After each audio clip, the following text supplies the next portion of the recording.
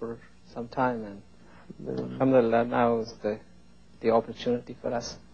Let us talk a little bit about your own, how should I say, transitions that have brought you into Islam. Maybe that would be of interest, and then we'll go into other things. Well, I'm originally from California. My father was a university professor in Northern California, and on my mother's side, actually, they've been in California for over 100 years, so it's an old Californian family. And I was raised, Christian background. My father was Catholic, my mother was Greek Orthodox, but I was actually, if anything, more towards the Greek Orthodox side. And then 1977, I became Muslim, which was very early on for me, just at my age. How old were you? I was 17. You were 17. And I think from then just began a journey that took me several different places. I studied in the Middle East, and I ended up in West Africa and Northern Africa.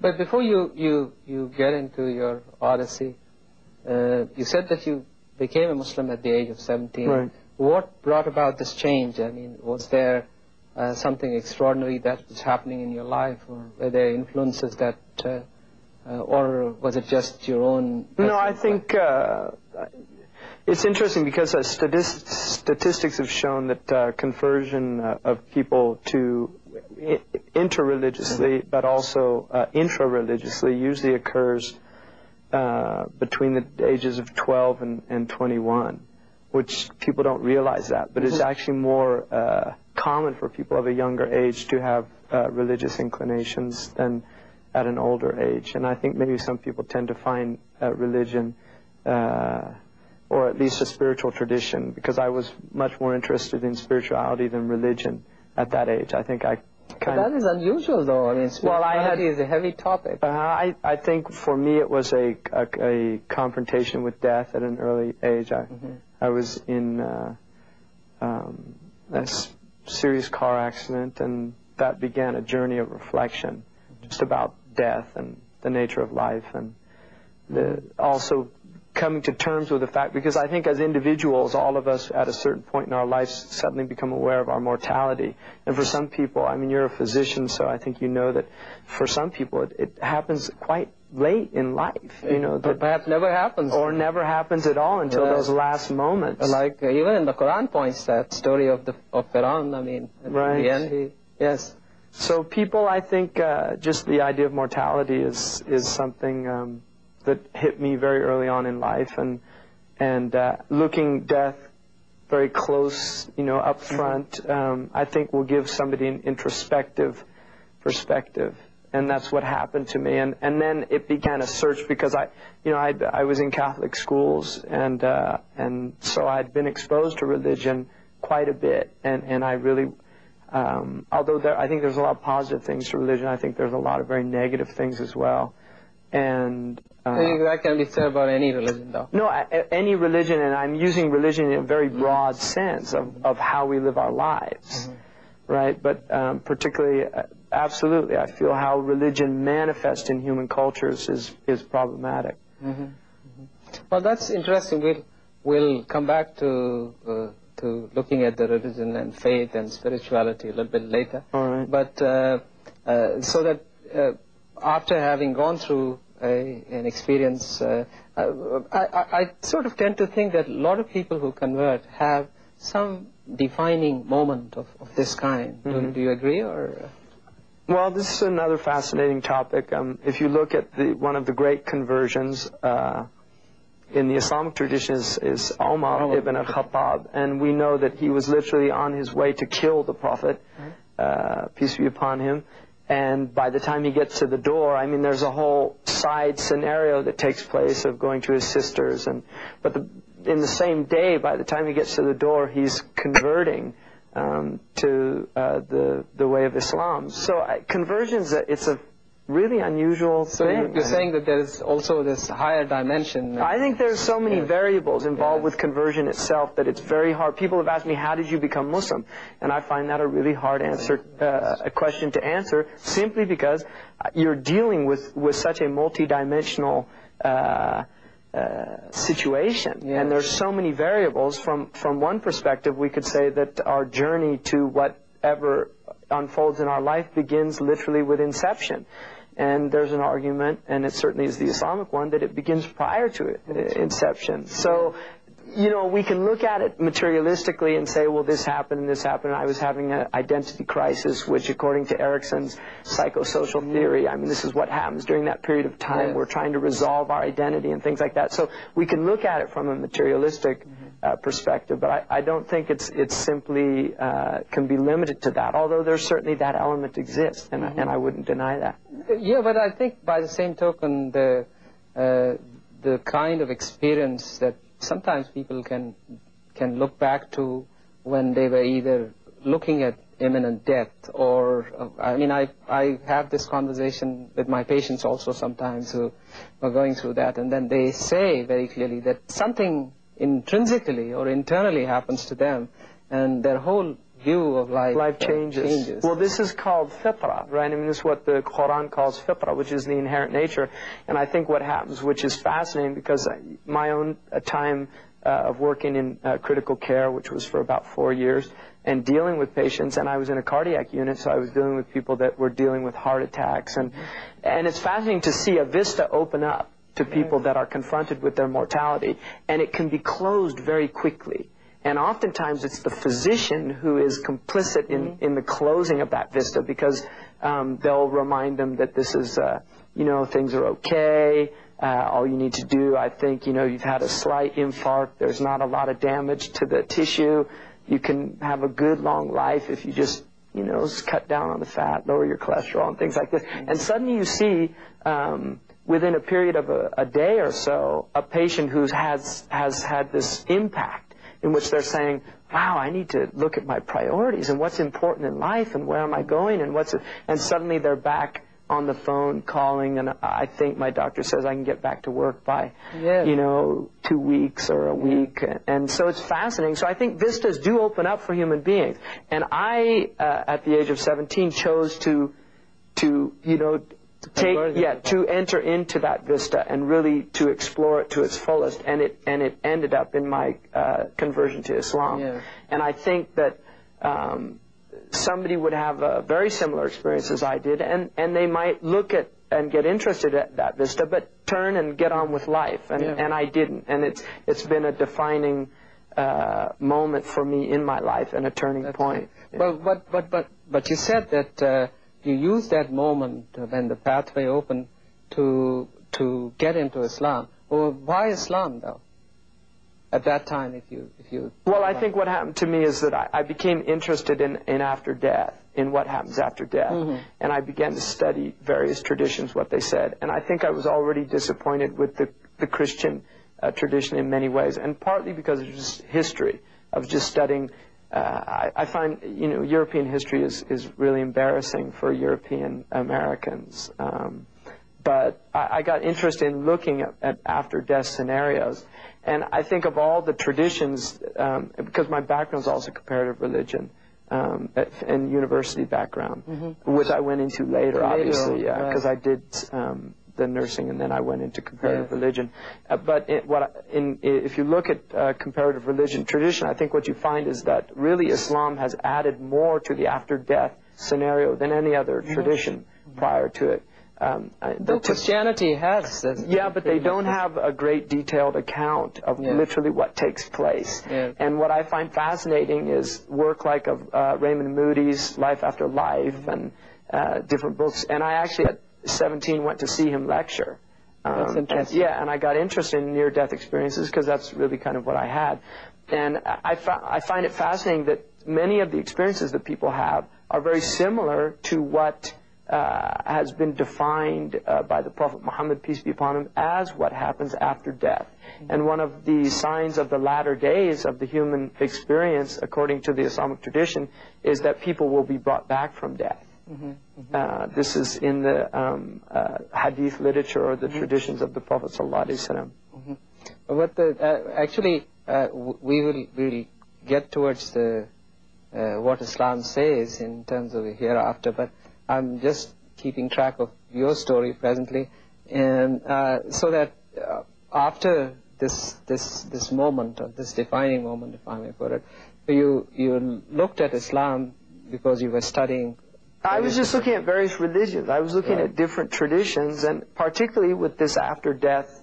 And, you know, Islam, it's changing now, but this is 1977, probably 76, 77, prior to the Iranian revolution and what was happening then. And Islam is just, you know, it's the last place people look in the United States, traditionally. Were you up in San Francisco? I mean, you'd look at Hinduism, Buddhism, probably Shintoism or Taoism before somebody think about looking at Islam. You know, because there's just such a negative stereotypical image of Islam and the Muslims. And it's also, there's this incredibly anti-intellectual backlash. That I mean, Islam is what one of my father's friends, who was a lawyer, educated person in this country, they were just in conversation, mentioned that Islam was an idiot's religion. And my father said, well, you know, my son's a Muslim actually, and I don't think he's an idiot. Well, that's interesting. But you see, you brought up another topic which needs some reflection here, and that is that you said the impression of Islam compared to other religions is so terribly negative. Of course, there is a reason for it, and I don't know. It's historical, and there's a lot of reasons for it, and certainly the historical tension that existed between Christianity and Islam for centuries.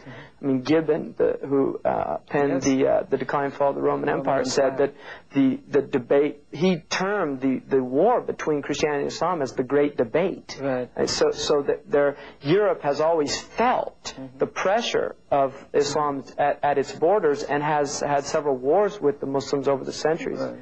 But I think that that what's happened in the West is that religion in general has a negative. It has a negative perception, and part of it is you know, the Enlightenment period of recognizing that religion by and large is fairy tales.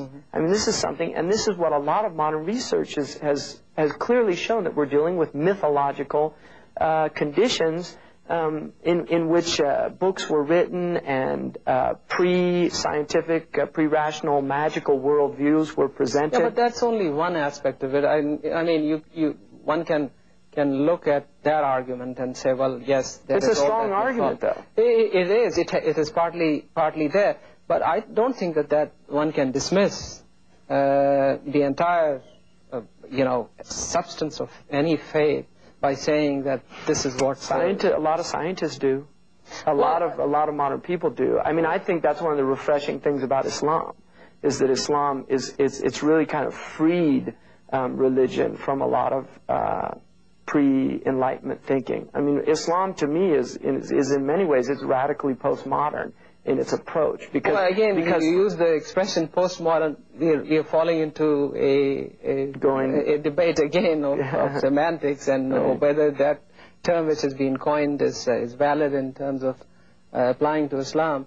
However, if you examine the polls that are generated, one of the recent polls that I saw was from Pew Foundation or what have you, and in that poll they said that 95% of the people in America believed in God, and a substantial number of them believed in religion.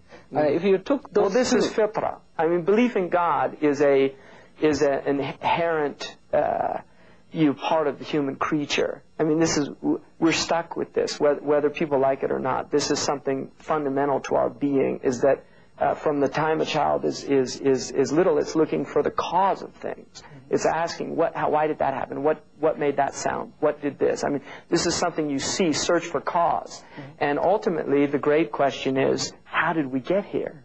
What is all this stuff? I mean, where did this flesh and blood come from? Where did this incredible synergistic biological species come from? You know, where did this eye, who designed the eye? Because we obviously see the form and function of the eye very clearly, and it would indicate that there is some type of intelligence behind the thing. No, I think people reject this statistical, billions of years of random cosmic. No, I think that whole theory that science has advanced, that given the right set of circumstances, the world can create itself, is by and large rejected on the basis of what you've just said, either fitra or intuitively people rejecting this whole notion. So I think that is becoming more and more clear. But religion, the belief in religion, ultimately, to use the masses as some kind of justification for religion, I think is not really, most people don't know anything about their tradition. I would grant it that most Muslims don't know about their own tradition. And this is what I meant about Islam being radically postmodern, is in the sense that one of the things that Islam confronts you with is, why are you the way you are? I mean, you're just a product of the culture that you were born in. And this is something that I became aware of, at an early age, is the only reason I'm a Christian is because my parents are Christian. The only reason it's a congenital condition. It's a congenital condition, and I really haven't given it a whole lot of thought. I mean, I was taught that there's a Santa Claus. I was taught that there's an Easter Bunny. Had I grown up in Sri Lanka or in, it would have been something, in West Africa they call it girfaf. They scare people. Instead of the boogeyman, they say girfaf. It's this, bear-like creature that comes out and snatches little kids that don't do what their parents say. So, I mean, you're going to be defined by this cultural environment you're in, and this historical productivity, that we see that produces people and their worldviews, and is something that the Quran says, think about this. Yes, no, I think that... Should you just be following this thing just because your parents are doing it? No, I think that aspect of the spirit of rational inquiry that the Quran emphasizes to the nth degree, it's something which what I'm pointing out here, I think, is that it's looking at something, not just rational inquiry, it's looking at something really, really deep here, which is, who are you? Mm-hmm. How did your being get formulated to the point where you have all these ideas and opinions? I mean, have you really given these things a lot of thought? I mean, this is late 19th century. This is Nietzschean. This is late 19th century, early 20th century Heideggerian questioning about one's, Heidegger called your throne-ness, right? But, I mean, it's fascinating. The Quran, Ibrahim, the prophet Abraham in the Quran, when he points out the stupidity of worshiping idols, and at one point they say to him, well, who broke the idols? And he said, the big one did it. And they said, the big one can't do anything. He said, well, then why are you worshiping them? That's they can't do anything. And then it says in the Quran a beautiful expression, raja'u, it says they return to themselves. Right. In other words, hey, he's got a point here. Mm-hmm. And suddenly this is the vista opening up. Yes. And they chose to not follow it. They said, this is what we found our fathers doing. Mm-hmm. And that is a radical... The other paradigm shift, actually. It's a paradigm shift. Right. And you can either go with it or become the Inquisition that wants to put out anybody that's forcing you to have to think about, the radical implications of the new paradigm that's emerging. Mm-hmm. Now, we were pursuing this journey of yours. Now you have just had a defining moment or experience, and then you already are pursuing the study of Islam, and then later on you go to college or... Actually, I was in my first semester of college, and when I became Muslim, I left that, in fact. And then I went to England, and... At the age of 17? Yeah. And your parents just sort of... I actually became Muslim like a month or so before my 18th birthday. Mm-hmm. And so, I left after, I spent a short time here, I think about 6 months. Yes.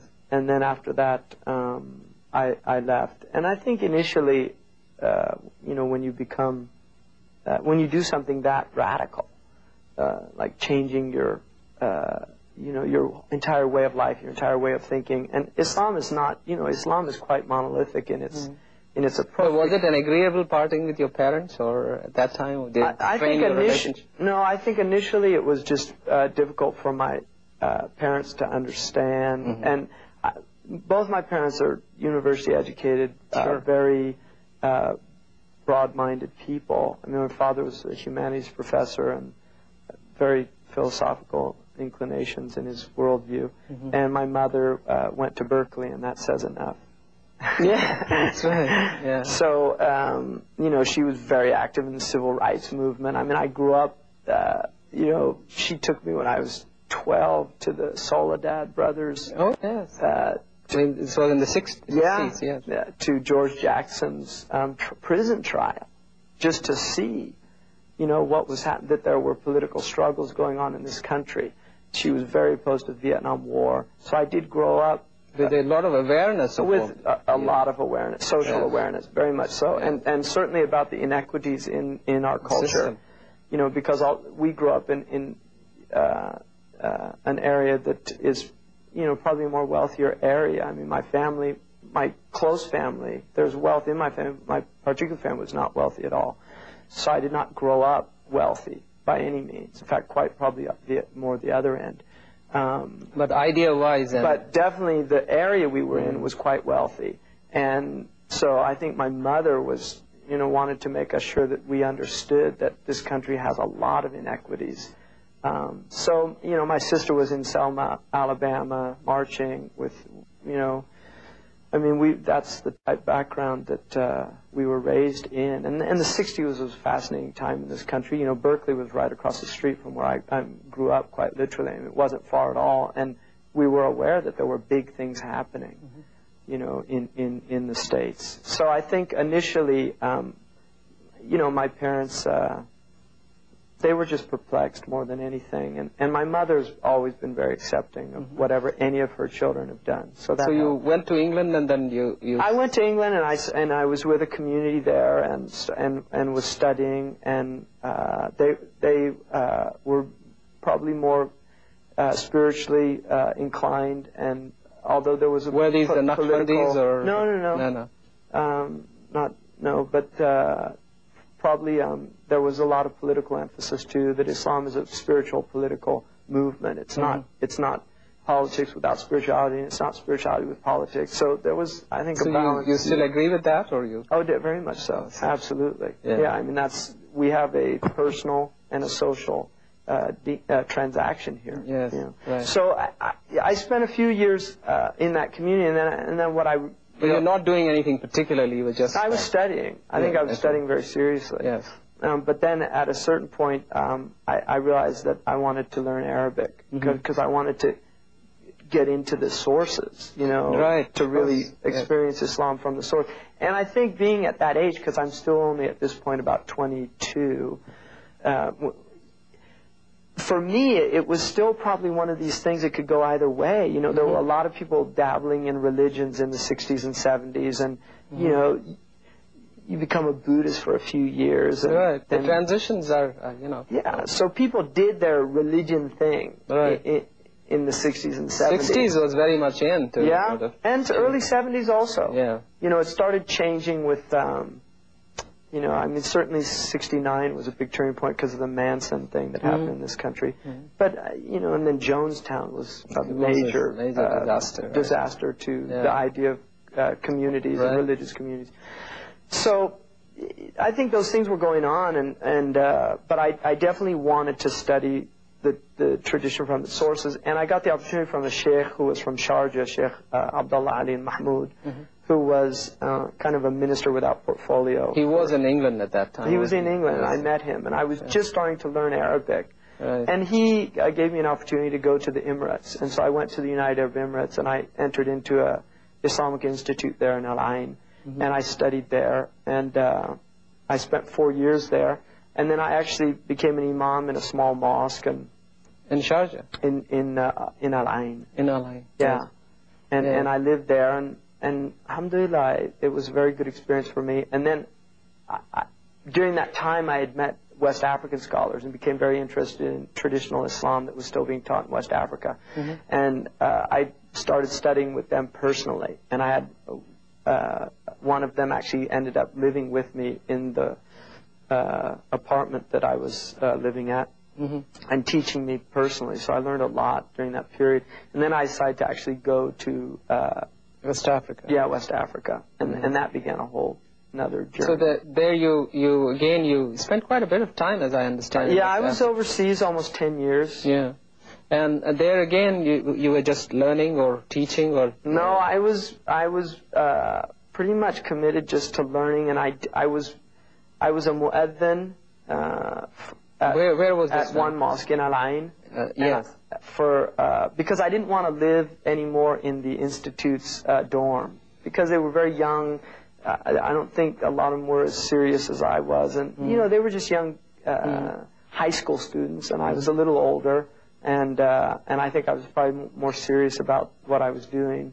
Not all of them. I mean, certainly there were some very good people, but I didn't like the environment. So I asked somebody who was at the Ministry of Endowments, Religious Endowments, if they could work out a situation where I could be a mu'adhin and just live in, because the mosques have in those countries, they have living quarters next to them for the mu'adhin and for the imam. So I didn't take money for the work that I was doing. I had a stipend from this institute, not very much, but it was enough to get by. Yeah, and so they let me do that. I was a mu'adhin, and I lived in the mosque, and then I became, after a year of doing that, I learned not very much, but I learned the last portions of the Quran quite well, and could write them, recite them well. So they let me become an imam in another mosque that was near there. Yeah. And people were very generous to me. That they used to bring me food and things like that. But you were now, going through several different cultures all of a sudden within a short period of time, in about 5-10 years. Yeah. And here you were up in Northern California, having exposure to Berkeley and all the things that you alluded to. Going to England, where different culture, practically, I mean, although it's Western culture, but then you were interacting with different people.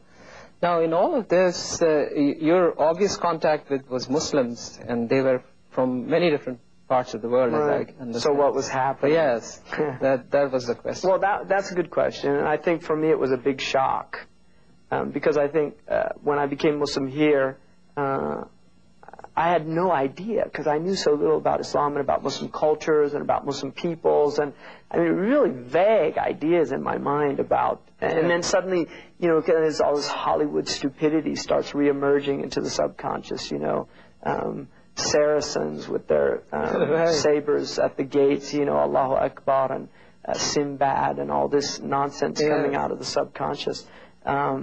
So, that thrust me on just having a look at a whole.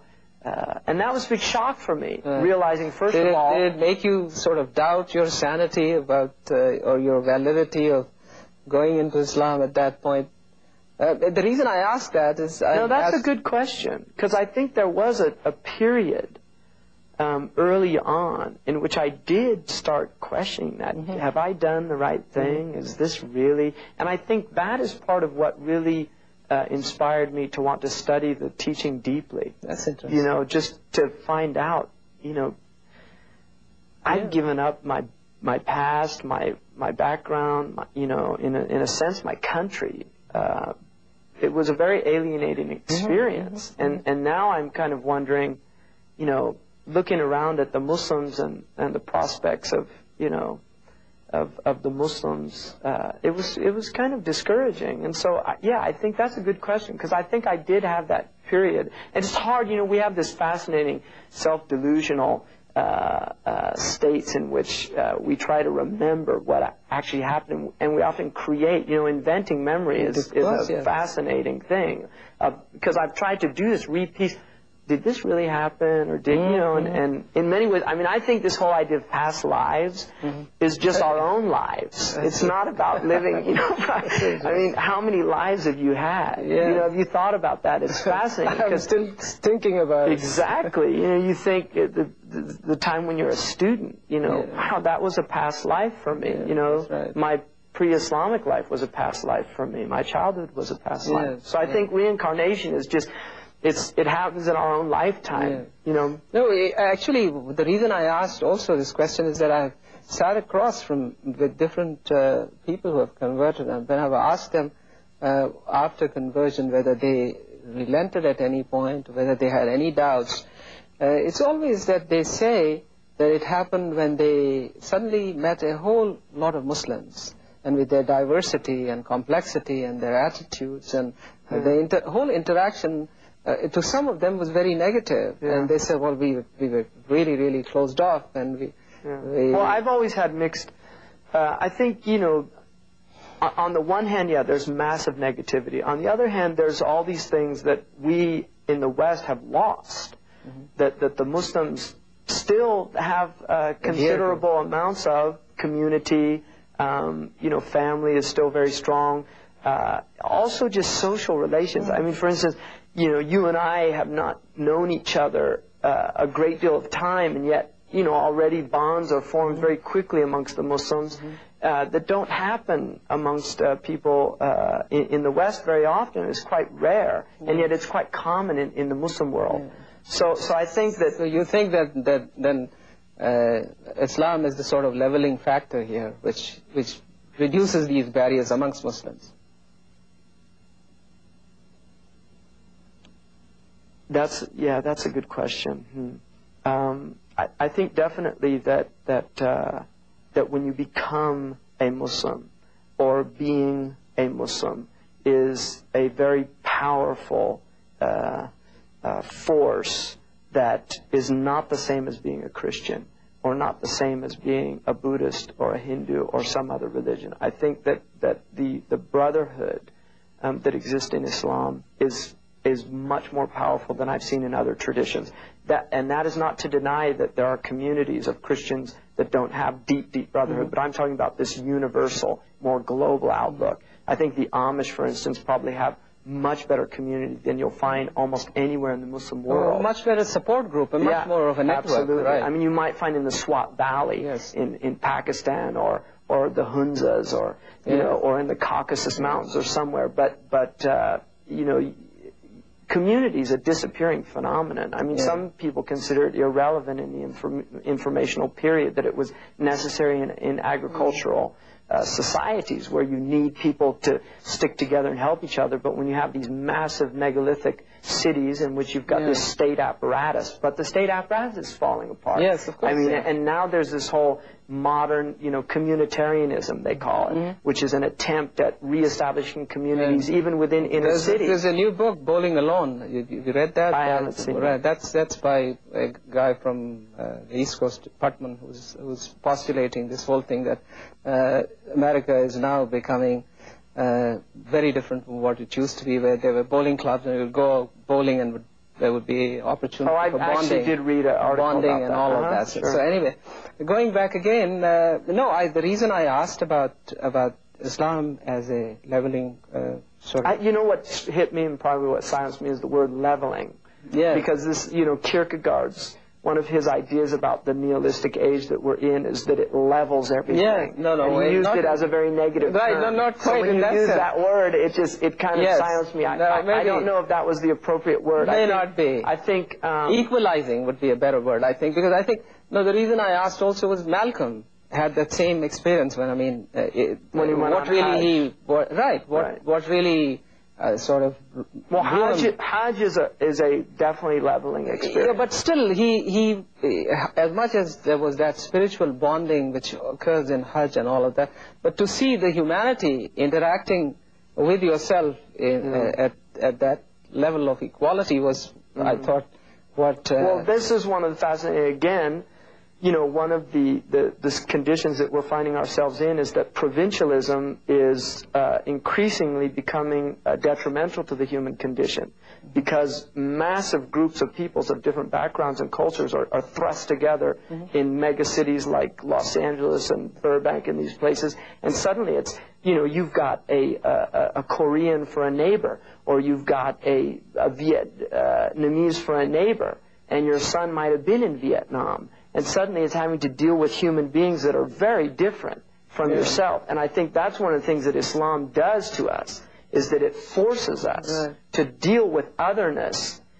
in a way that is not alienating, but is in fact bonding. And what you know, the otherness of color, of language, is broken down by the sameness of belief that transcends whatever differences that people do have at these exterior levels, that ultimately our basic impulses are pretty fundamental. I mean, we're dealing with people that want the best for their family. Yes. This is a universal human situation. We're dealing with people that want to live harmoniously, that don't want to be violated or violate others. I mean, I think the vast majority of human beings share some pretty fundamental, basic virtues. And all religions have the same core values, more or less, to that extent. It's just how do we achieve them? Absolutely. This is the crisis. I mean, we can all agree, let's all be human. Right? Yes, but how do you do that? How do we become human? Yes. And this is where the whole issue becomes problematic, and I think this is where Islam's agenda for humanizing people is so radical. Well, I don't know whether you would call it agenda. It's a process, I think.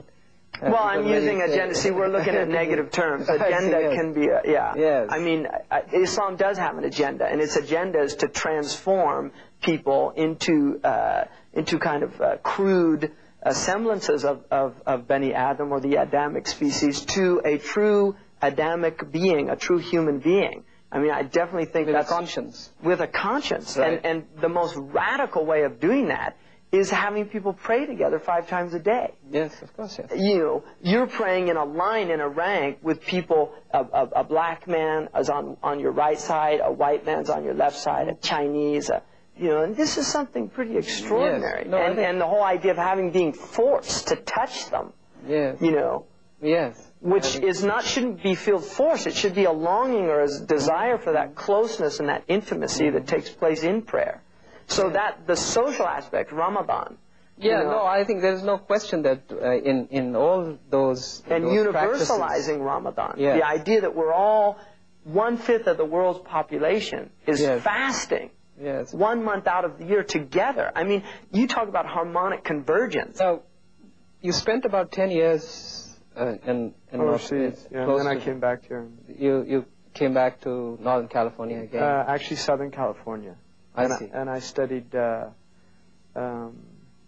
was studying homeopathy, and then I was studying, I went into a nursing program and completed a nursing school. Yes. Program. Then I I was working in nursing, and then went back to the university to do a program in comparative religion. So, how long did that take for you? Well, altogether it's been about 7 years. Mm-hmm. So you finished that? Yeah, I'm actually now going to hopefully next year be doing some graduate work. Wonderful. So where are you finding all this time? Well, it's making time for. I mean, I'm very time conscious. I'm conscious of the hourglass ticking away, so I just try to utilize. Absolutely, man is in loss with time as passage, except for those who don't waste their time. That's right. So I just try not to waste time. Yeah. Time is very valuable to me. What sort of relationship now have you got with your parents? Is that all? Oh, wonderful. Really? Absolutely. So both my parents have a great. My sister became Muslim. All of my family now has a very good idea of what Islam is, and I've done it, I think, hopefully in a way that I'm not condemning them or just. I think they all have an idea of what my life's about, and I think all of them they're very impressed with. It's quite difficult to have successful marriage in this modern 20th century, late part of it in California. Yeah. And, alhamdulillah, my children are, thanks God, they very go healthy. Visit their grandparents and all of that. So I think, generally they're very pleased. Yeah. Well, that's nice. Now, coming back to Islam and, of course, its impact on your own life, which is obvious since you're quite actively engaged in learning and teaching. And now, what difficulties do Muslims have in presenting Islam to the West in a proper way? Because we talked earlier on about how Islam is perceived. We didn't talk about our own role or our own responsibility of how we have either failed or succeeded? Good points. I think part of it is the fact that I think Islam's misperceived by the Muslims as well.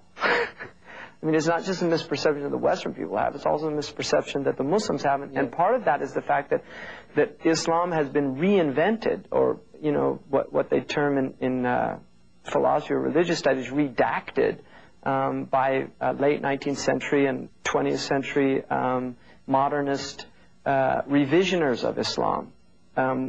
People have been called the reformers, some people call them the deformers.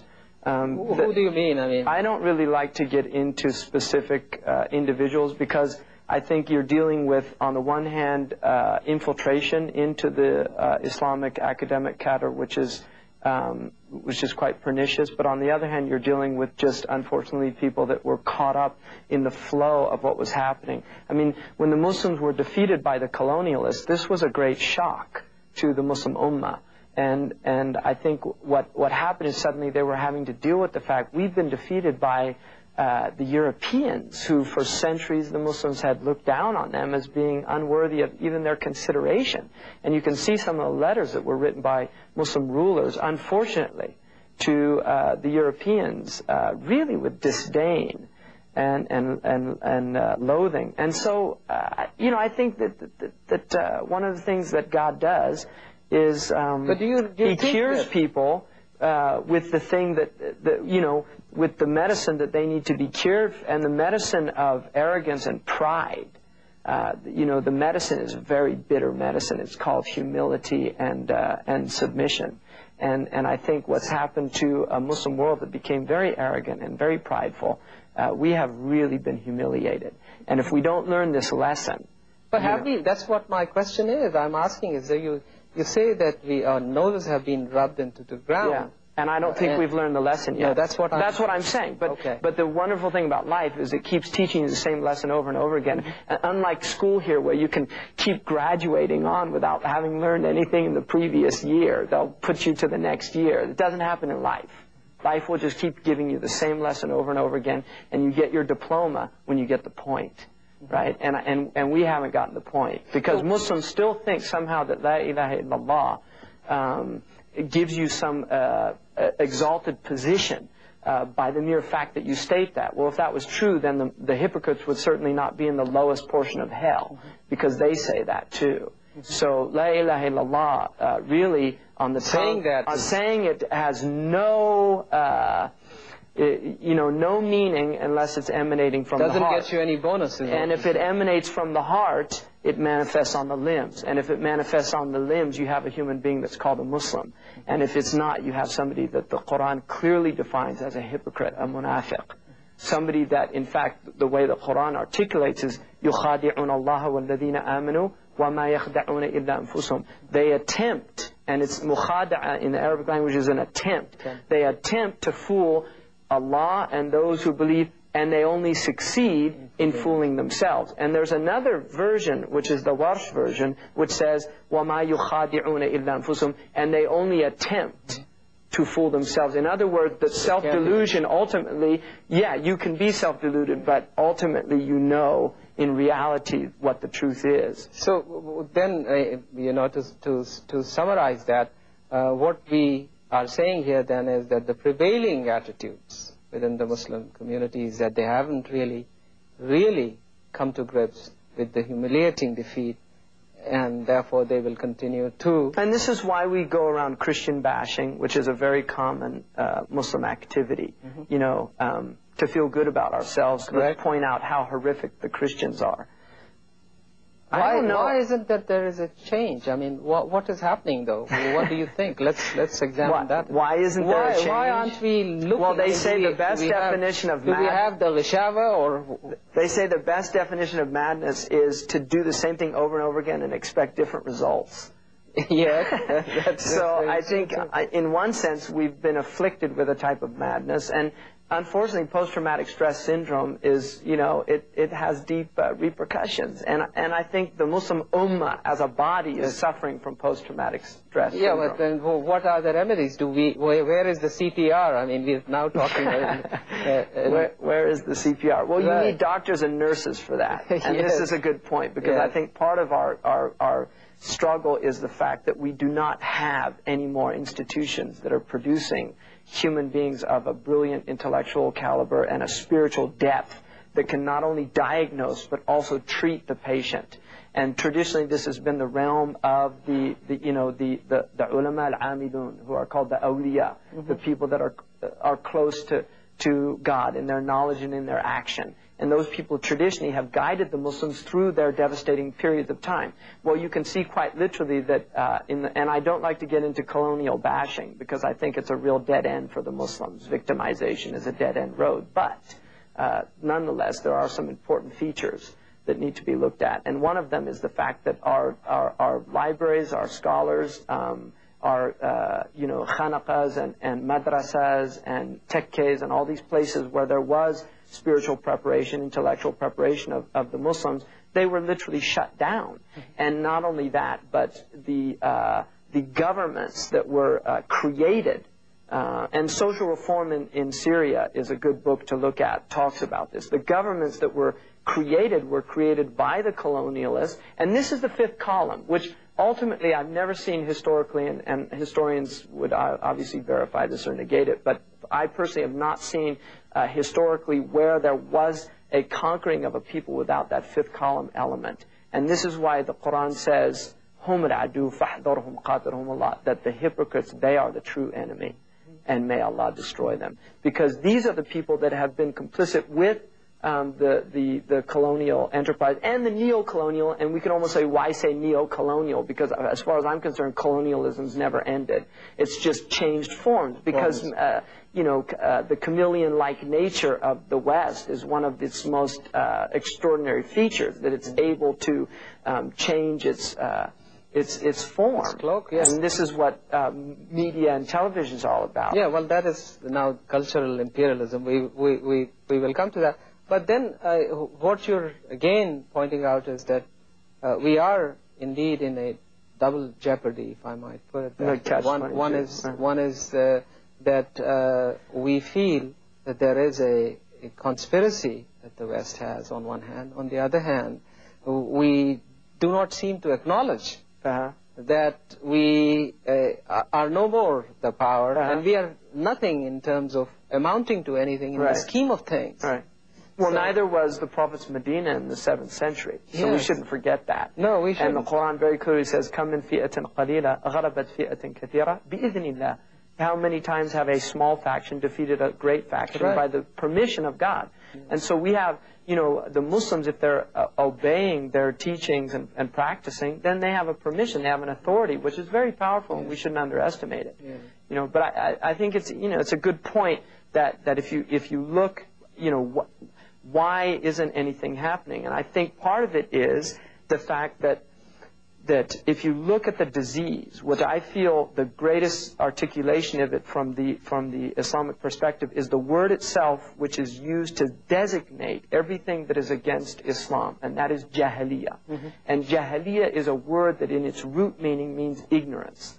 And this is the whole argument of Islam, that you reject the truth out of ignorance, that you only do things that are bad out of ignorance. And this is Socratic teaching as well. I mean, even the Europeans have this idea that people don't do bad things if they really knew what they were doing. And this is part of what Islam does, or what God does through Islam is literally to open the eyes of people, to let them see. I mean, one of my favorite things that's happened in recent popular culture is this Kathy Lee Gifford incident.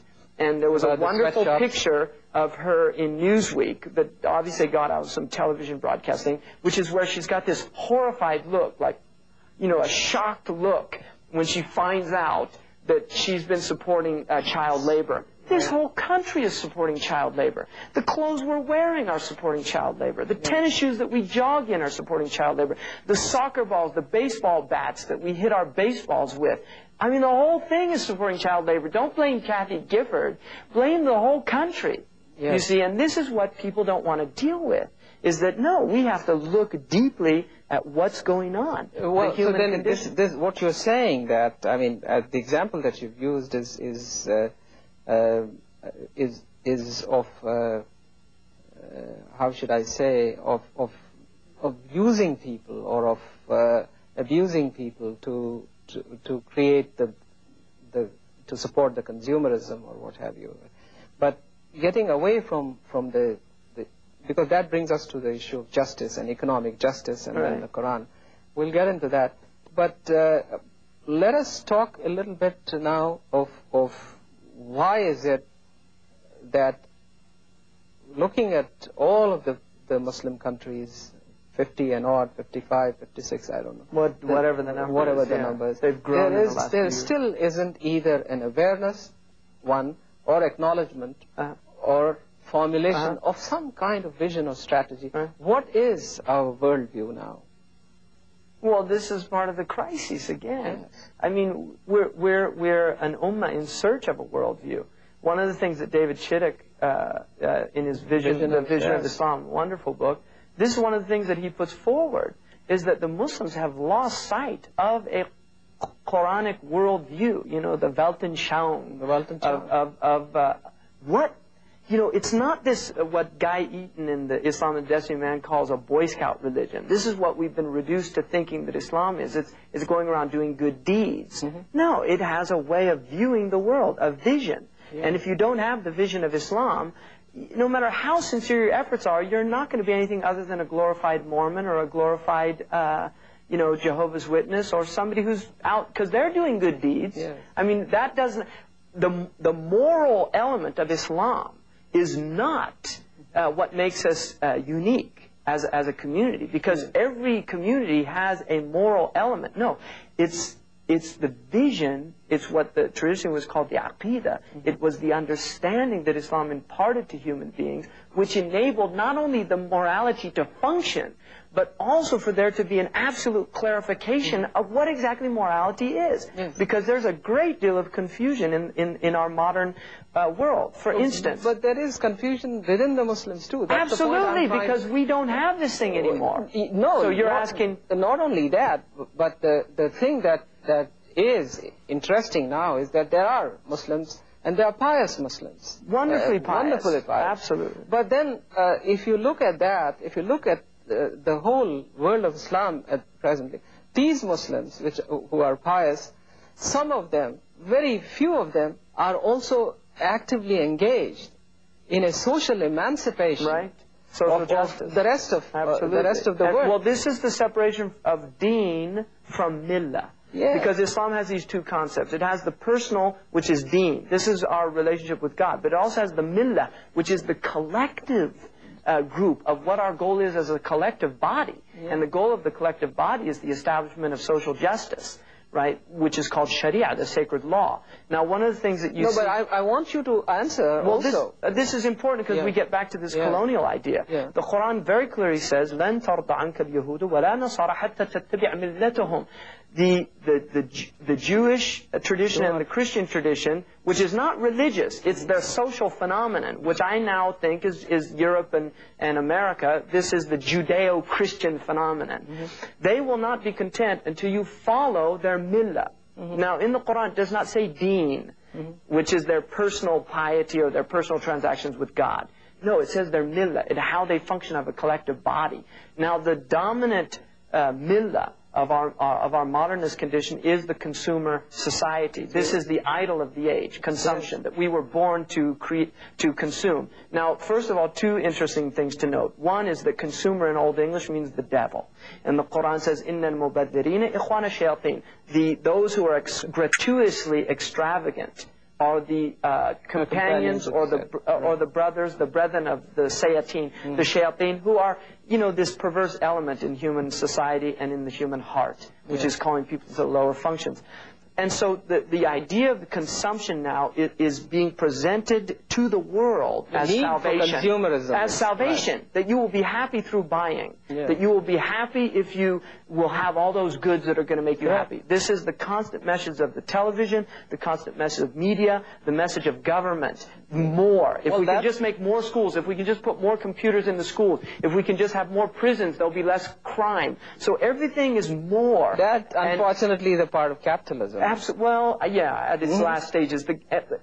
But what Islam is saying is no. By having less, you have more. By diminishing your exterior wants and increasing your interior wants. Because we have interior and exterior wants. Our interior wants are not the same.